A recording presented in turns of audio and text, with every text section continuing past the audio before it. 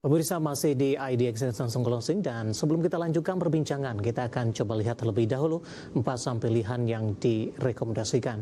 Dapat Anda saksikan grafis di layar televisi Anda pemirsa. Saham pilihan yang pertama datang dari saham grup Prayogo Pangestu, ada TPIA, di mana posisi TPIA direkomendasikan buy, supportnya di 1900, resistennya cukup lebar ternyata hingga ke level 3000-an pemirsa. Kemudian Bumi dari grup Bakri 150 hingga ke 200, kemudian JARR buy di 1700 hingga 2500, dan DSSA supportnya di 700, resisten hingga ke 1200. Semuanya direkomendasikan buy dan lagi-lagi keputusan investasi tetap ada di tangan pemirsa IDX Channel. Pak Yosep, kita lanjutkan kembali Pak. 4 saham pilihan yang Anda rekomendasikan cukup beragam ini Pak, dari saham-saham konglomerasi yang ada di Bursa Efek Indonesia. Range pergerakannya rata-rata cukup lebar Pak. Secara keseluruhan seperti apa pertimbangannya sebelum kita mengulas dari sisi TPIA? Sebenarnya pertimbangannya ini kalau misalnya ngelihat sentimennya ini, risk yang ada di market itu udah price in semua. Itu pertimbangannya untuk saham-saham ini. Jadi melihat bahwa tekanan dari aksi jual investor asing, dan kalau misalnya kita ngelihat ini kan bursa udah bagus banget untuk pengkategorian investornya udah jauh lebih detail kan, sehingga kita bisa petain nih. Misalnya untuk investor mutual fund itu udah banyak yang keluar dari saham-saham ini. Ini mostly sebenarnya saham-saham yang sempat didepak sama indeks global.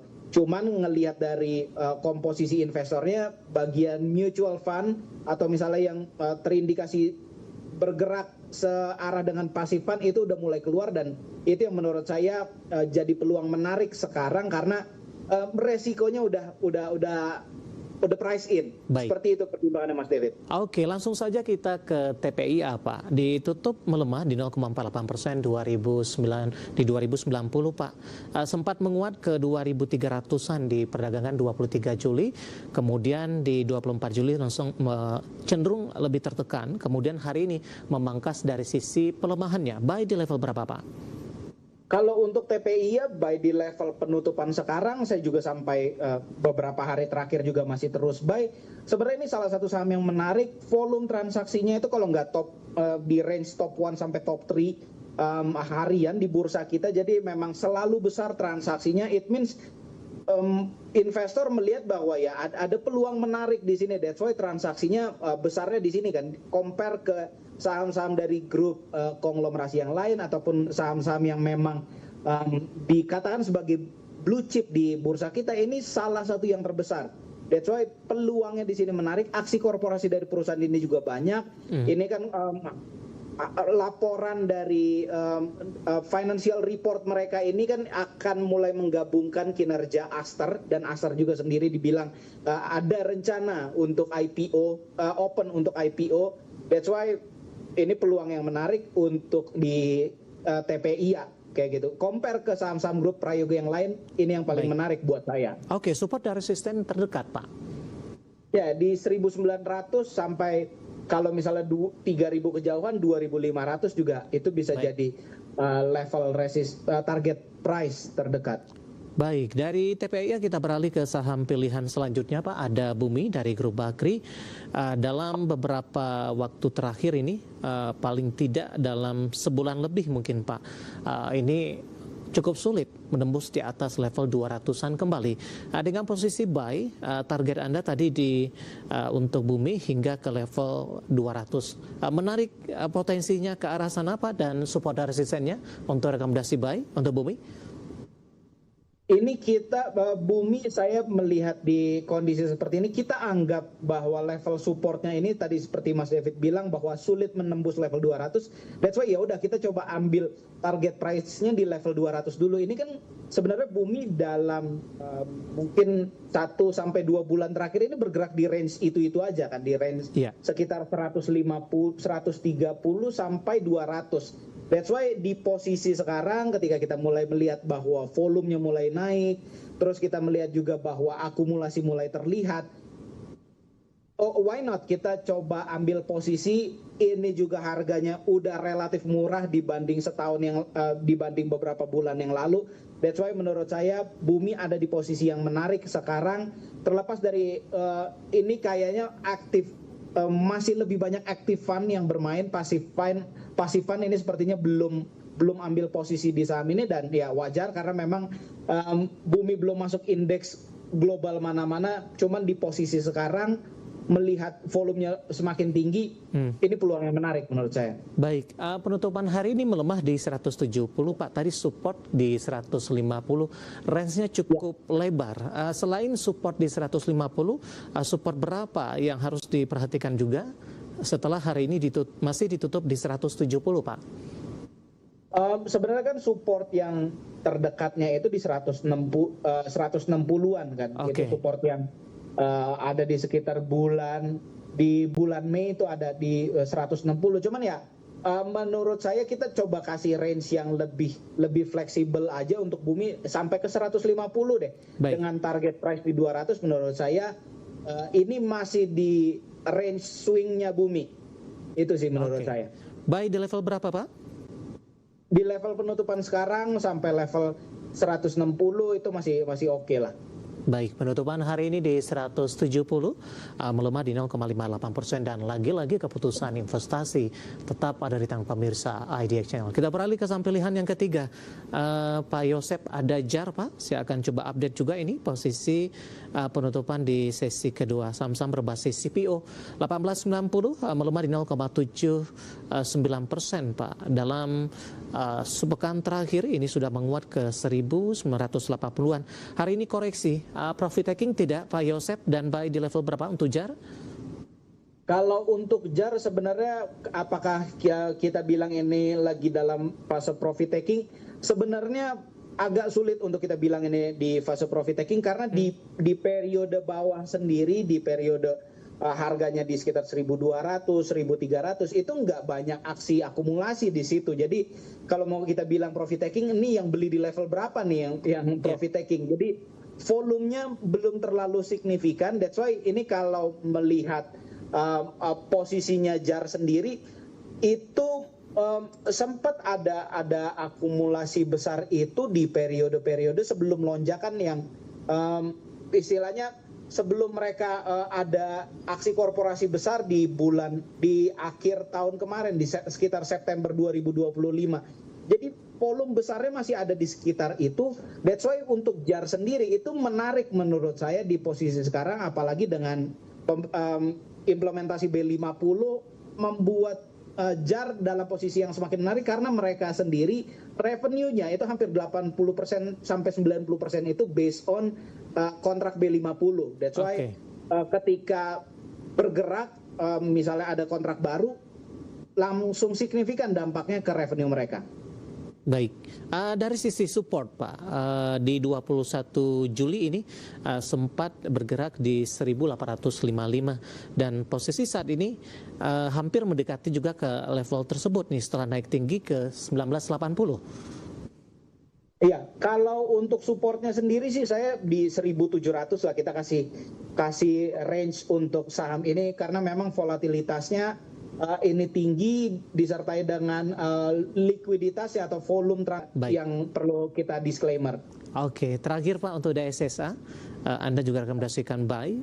Penutupan hari ini melemah di 1,72%, 855. Intraday tadi sempat ke 875. Sementara support dan resistennya di 700 hingga ke 1200. Range-nya juga cukup lebar.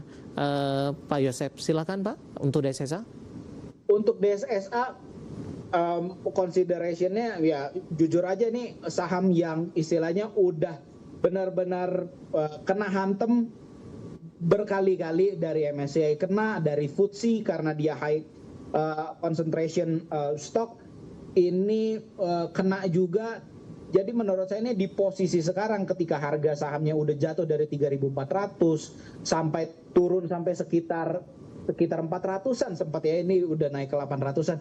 Ini mereka udah ada di posisi yang menurut saya fear-nya ini semua kejadian yang istilahnya bisa jadi resiko besar untuk satu emiten itu udah kejadian semua sama mereka.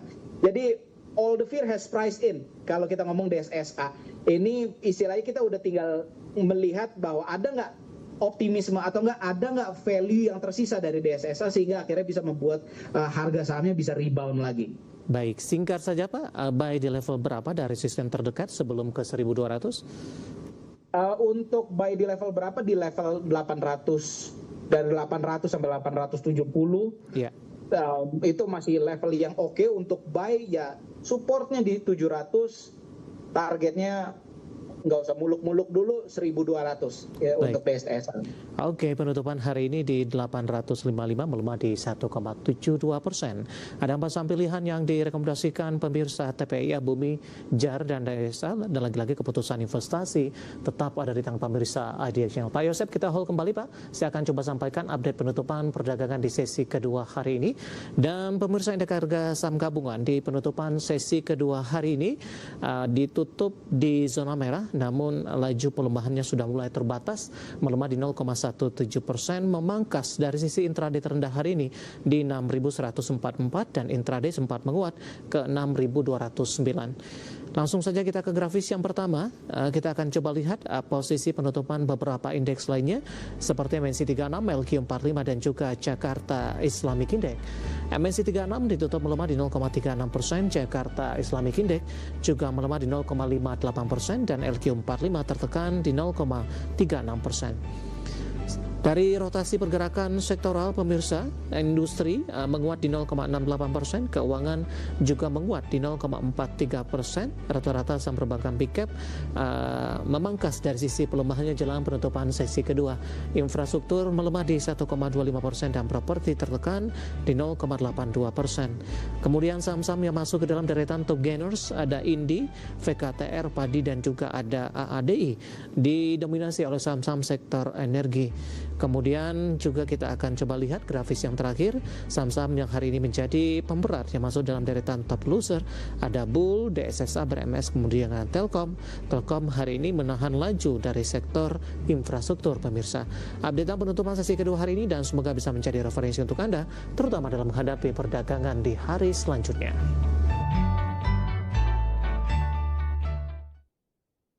Kita akan jeda kembali dan tetap di tempat Anda. Selain ini kita akan coba ulas beberapa pertanyaan masuk di WhatsApp interaktif. Kami akan segera kembali sesaat lagi.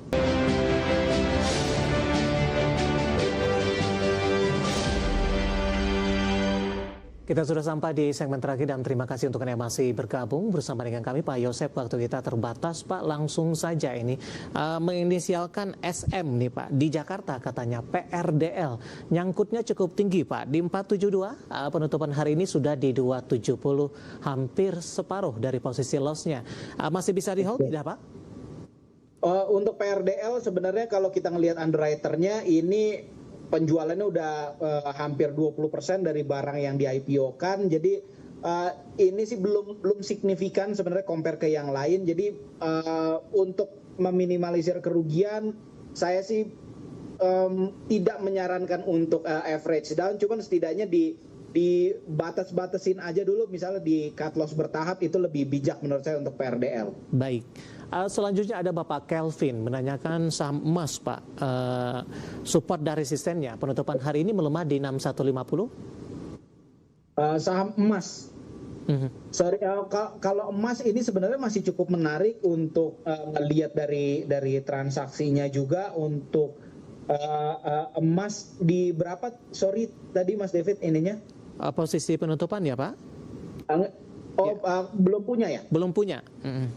Kalau belum punya sih sebenarnya memang udah cukup menarik, bisa diperhatikan di level 5.800, di range 6.000 sampai 6.000 sampai 6.100 itu itu menurut saya level yang menarik untuk kita bisa buy di saham emas.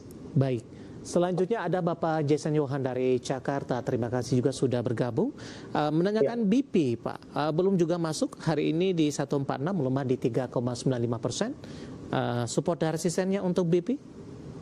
Kalau untuk BP ini cukup menarik. Ini beberapa waktu terakhir juga volumenya juga udah mulai besar lagi. Ini Bisa dipertimbangkan di level 140 sampai 150 untuk kita beli, dan target terdekatnya itu kita lihat dari previous resistance-nya itu ada di 185. Jadi ya targetnya di 185 deh, dengan catatan support yang bisa diperhatikan itu di 130. Baik. Selanjutnya ada Bapak Tom Delon, Pak, dari, yang menyaksikan live streaming kita dari Qatar. Ya. Harga average-nya di 4.300, Pak. Hari ini PTRO sudah di 47. Artinya profitnya juga sudah cukup lumayan ini. Support dan resisten dan support yang bisa diperhatikan untuk mengamankan profit yang sudah ada, Pak. Ini PTRO sih sebenarnya lagi ada aksi korporasi juga itu dengan Sini kan. Mereka Sini kalau nggak salah membeli KMS ya, kalau nggak salah itu inisialnya KMS dari PTRO dengan duit hasil right issue-nya. Ini sebenarnya lagi ada aksi korporasi menarik untuk PTRO, bisa di hold aja kalau menurut saya, dengan catatan di trailing stop aja kalau misalnya untuk menjaga profitnya. Di mungkin support yang bisa diperhatikan untuk level trailing stop di 4.500 tuh, itu bisa dijaga-jaga di level tersebut lah. Cuman sampai sekarang akumulasinya masih menarik. Baik. Selanjutnya menanyakan saham Rans, Pak, yang baru saja tercatat di Bursa Efek Indonesia. Penutupan hari ini di 206, melemah cukup dalam. Sementara Bapak Putra Wiraligawa dari Bengkulu sudah punya harga average di 214 katanya. Sudah nambah average di 206, apakah bisa setidaknya ke 230, Pak Yosep? Kalau untuk Rans ini mungkin pertimbangan aja ini. Kalau misalnya kita compare barang jualan dari underwriter, ini underwriternya LG itu udah jual sekitar 40%-an dari total barang yang di bawah IPO. Ini sebenarnya relatif besar, jadi itu perlu diperhatikan. Kalau misalnya memang udah punya untung yang lumayan, dipertimbangkan untuk profit taking. Kita bisa manfaatkan momentum ini mumpung volume juga masih lumayan besar. Karena memang underwriternya sendiri itu udah net sellernya cukup besar, itu penjualannya cukup besar. Jadi saya nggak mau nebar fear kayak gimana, cuman itu yang jadi considernya. Baik. Seperti itu. Ya, Bapak Fikri dari Jakarta, Pak. Unilever baru ingin masuk. Penutupan hari ini di 1680. Direkomendasikan tidak, Pak Yosep, support dan resistennya? Untuk Unilever ini dari sektor yang sebenarnya bisa dibilang kurang seksi. Kalau untuk Unilever, saya sih untuk melihat Unilever sendiri, kita nggak bisa ngelihat dari future value-nya ini akan seperti apa, karena agak sulit untuk sektor consumer. Tapi ngelihat dari kalau misalnya memang untuk ditabung 1.600 ini di posisi sekarang itu udah level yang menarik untuk kita cicil beli, dengan target yang terdekat dulu 1.800 untuk resistannya, dengan support di 1.000. Anti worry pas menstruasi. Hers Protex bersama Wings for UNICEF hadirkan Hers for Her untuk kebersihan menstruasi melalui program WASH di sekolah. Wujudkan generasi bersih sehat. Hers Protex, stay comfy all day. Untuk posisi sekarang harganya juga udah terdiskon luar biasa kan dari awal tahun. Ini kalau misalnya untuk NCKL sendiri ini lagi ada di fase konsolidasinya, lagi sideways. Supportnya di 800, target yang paling dekat untuk sekarang di level 1.000. Itu mungkin untuk optimis ya, case optimisnya saya ya. Baik. Seperti itu, 800, targetnya 1.000. Selanjutnya Eral, Pak, di 329. Hari ini teknikalnya Eral di menit-menit terakhir melonjak 42% ke 296, nyangkut di 320-an, Pak. 320 Eral, berarti beli mungkin beberapa hari lalu juga sempat ke situ ya. Kalau Eral 320 ini posisinya sebenarnya volumenya nggak terlalu besar. Ya. Ini bisa nggak terlalu liquid untuk Eral sendiri. Cuman kalau ngelihat dari transaksinya sih sebenarnya nggak ada indikasi bahwa ada sesuatu yang menarik di sini, karena volumenya nggak ada lonjakan, nggak ada spike seperti apa. Tapi kalau misalnya harus 320 ya ini bisa di hold dulu aja, karena masih masih ada di range-nya itu. Oke, era untuk Bapak Robertus dan tampaknya sekaligus mengakhiri kebersamaan kita untuk kali ini. Sebenarnya masih ada beberapa pertanyaan, kami mohon maaf dan silakan bergabung bersama kami kembali di waktu dan di program sama di Perdagangan hari selanjutnya. Pak Yosep, terima kasih juga sudah berpartisipasi. Sehat selalu Pak Yosep. Sehat selalu Mas David, thank you. Baik, terima kasih ada Bapak Yosep Gabetua, founder of Nomura Fund. Dan pemirsa jangan lupa saksikan program Prime Market Halal yang akan tayang pada pukul 20 waktu Indonesia Barat. Dan ikuti terus beragam informasi pilihan hanya di EDX Channel, TV bisnis nomor 1 di Indonesia. Saya David San Opel, pamit undur diri. Sampai berjumpa kembali.